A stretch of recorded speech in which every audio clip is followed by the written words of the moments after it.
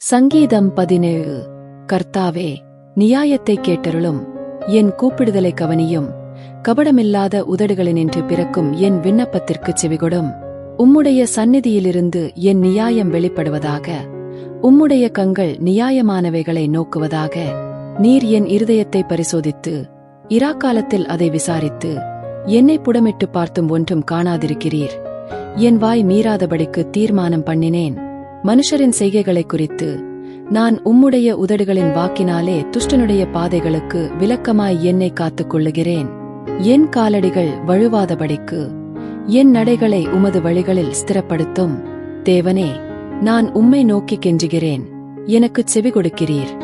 என்னிடத்தில் உம்முடைய செவியைச் சாய்த்து என் வார்த்தையை கேட்டருளும். உம்மை நம்புகிறவர்களை அவர்களுக்கு விரோதமாய் எழும்புகிறவர்களினின்று உமது வலதுகரத்தினால் தப்புவித்து இரட்சிக்கிறவரே, உம்முடைய அதிசயமான கிருபையை விளங்க பண்ணும். கண்மணியைப் போல என்னை காத்தருளும். என்னை ஒடுக்குகிற துன்மார்க்கருக்கும் என்னைச் சூழ்ந்து கொள்ளுகிற என் பிராணப்பகைஞருக்கும் மறைவாக உம்முடைய செட்டைகளின் நிழலிலே என்னை காப்பாற்றும். அவர்கள் நினந்துண்ணியிருக்கிறார்கள், தங்கள் வாயினால் வீம்பு பேசுகிறார்கள். நாங்கள் செல்லும் பாதைகளில் இப்பொழுது எங்களை வளைந்து கொண்டார்கள். எங்களை தரையிலே தள்ளும்படி அவர்கள் கண்கள் எங்களை நோக்கிக் கொண்டிருக்கிறது. பீறுகிறதற்கு ஆவலுள்ள சிங்கத்துக்கும் மறைவிடங்களில் பதிவிருக்கிற பால சிங்கத்துக்கும் ஒப்பாயிருக்கிறார்கள். கர்த்தாவே, நீர் எழுந்திருந்து அவனுக்கு எதிரிட்டு அவனை மடங்கடியும்.